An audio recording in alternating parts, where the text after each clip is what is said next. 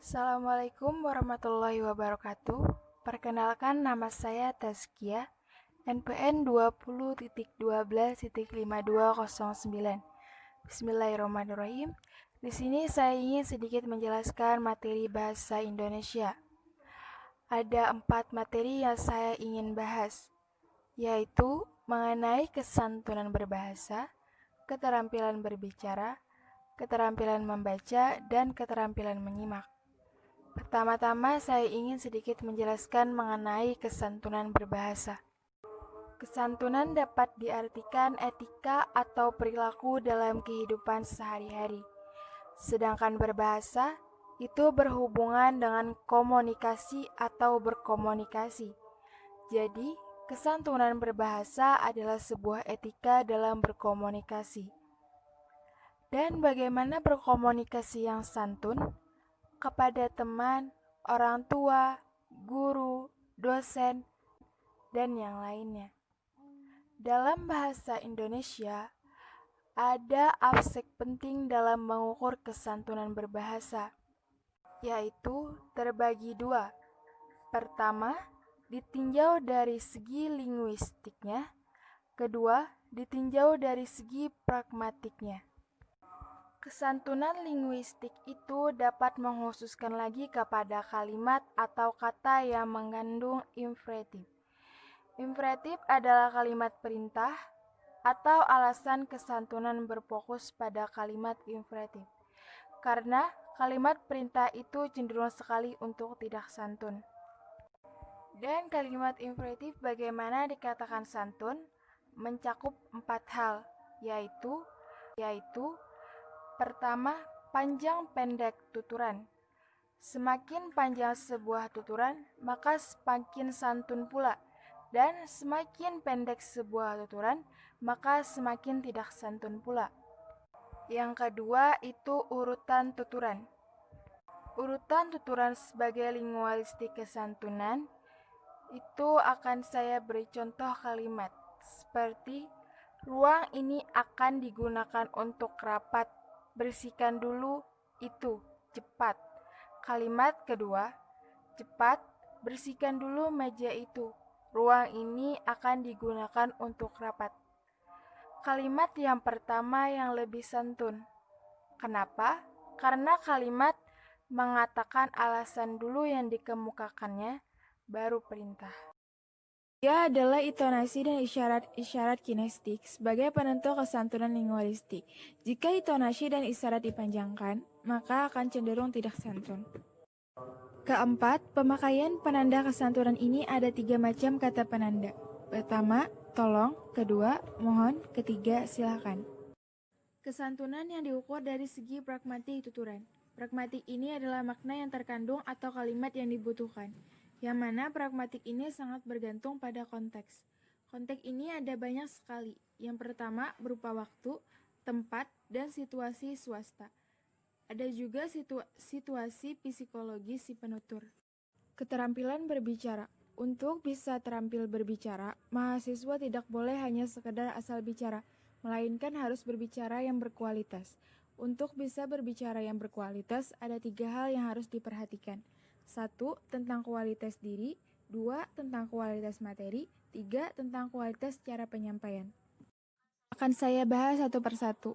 Pertama, tentang kualitas diri. Untuk bisa meningkatkan kualitas diri ini, ada beberapa hal yang harus diperhatikan. Pertama, menciptakan daya tarik dalam diri Anda. Kedua, fokus pada pendengar kita, karena tipe pendengar kita itu berbeda-beda. Ketiga, menguasai proses, misalnya ada bahasa yang kita tidak mengerti dan tidak kita kuasai, jangan coba-coba untuk memakainya. Keempat, tentang kepercayaan diri, bisa kita bangun dengan 3 hal, yaitu persiapan, berpikir positif, dan pede. Kelima, berbicara dengan energik atau bersemangat. Keenam, jadikanlah pribadi yang unik. Kedua, kualitas materi. Untuk penyampaian materi yang berkualitas, tentu saja memerlukan kualitas khusus. Ada kadang materi itu menarik, tapi disampaikan dengan tidak menarik, atau sebaliknya. Nah, ini berarti ada keahlian si pembuat materi, bagaimana menyusunnya. Misalnya, materi dari apa yang mau disampaikan, Adapun untuk membuat materi itu, biasanya harus memperhatikan siapa sih yang menjadi pendengar kita, apakah anak-anak atau orang tua. Jangan sampai salah sasaran. 3. Kualitas cara penyampaian. Berbicara itu bukan hanya mulut ke mulut saja, tapi juga keseluruhan anggota tubuh kita. Bagaimana itu? Dengan kita senyum, artinya kita menatap pendengarnya. Jangan fokus pada tulisan saja. Selanjutnya, keterampilan membaca. Apa itu keterampilan membaca? Yaitu ada 2 jenis, bisa dan terampil. Dan di antara 2 itu ada lagi perbedaannya. Kalau bisa itu mudah dilakukan. Kalau terampil itu belum tentu. Contohnya seperti orang Indonesia. Apakah bisa membaca? Jawabannya, iya. Rata-rata orang Indonesia bisa membaca. Tapi kalau terampil, belum tentu. Karena perlu keahlian khusus untuk bisa terampil sesuai dengan teknik masing-masing. Ada juga membaca kritis. Membaca kritis adalah kegiatan yang bertujuan untuk memahami bacaan secara detail, agar dapat menganalisis dan mengkritis hasil bacaan. Bedanya dengan membaca biasa adalah bertujuan untuk membuat kesimpulan atau rangkuman isi bacaan. Jadi membaca kritis itu bukan sekadar membaca saja, namun perlu keahlian khusus dalam membacanya. Untuk mengetahui teknik yang digunakan untuk membaca kritis, yaitu singkatannya adalah teknik SQ3R. Pada prinsip teknik ini, membantu pembaca menjadi pembaca yang aktif dengan melakukan pencatatan, pengulangan, dan peringkasan isi bacaan. Selanjutnya, keterampilan menyimak.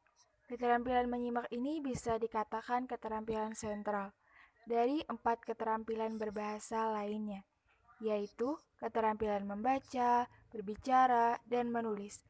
Menyimak adalah sebuah kegiatan pemikiran. Jadi kegiatan pemikiran bukan sekadar melihat atau mendengar saja. Pada proses berpikir, ada proses menganalisisnya. Menganalisis ini dilihat dari segi macam hal seperti simbol, kenyataan maupun situasi yang ada pada saat itu atau pada objek itu. Proses-proses yang ada dalam menyimak yaitu pertama, mendengar. Mendengarkan ini berfokus pada satu suara saja. Kedua, memahami. Memahami, menyimak, mengartikan kata yang didengar. Ketiga, menginterpretasi.